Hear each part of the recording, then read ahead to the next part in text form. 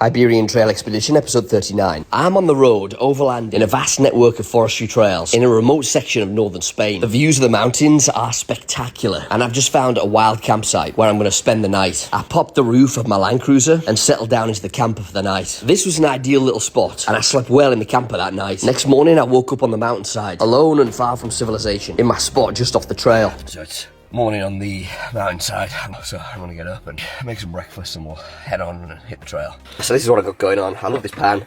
I've got the bread toasted in there, but also melting the cheese, so I'm gonna take that off now, put the eggs in there, and then put the eggs on top, so I've got like a melty, cheesy, eggy goo thing. And I'll cook up the chorizo after the eggs, and I'll just have that kind of on the side. So it might not look like much, but this is gonna be banging, I'm telling you. With breakfast done with and dishes washed up, I started packing down the car and getting ready to leave this awesome wild camp spot that I'd called home for the night. I fired the vehicle up and got ready to rejoin the track, pulling the old beast down and out onto the trail. Okay, let's figure out where the hell we're going.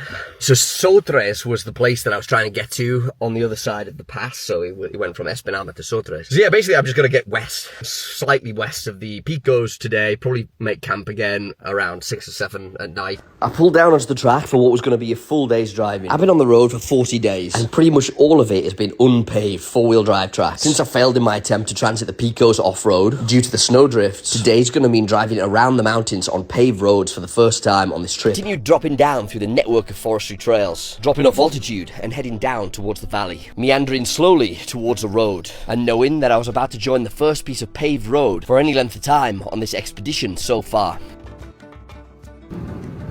Alright, here we go, so this is paved road.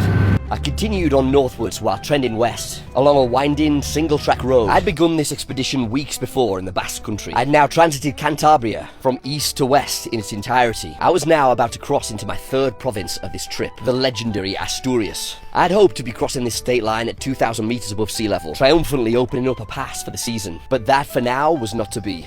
This winding mountain route, following a river through the Picos, would serve as my gateway to Spain's wild, untamed west, and the next leg of my Iberian Trail expedition.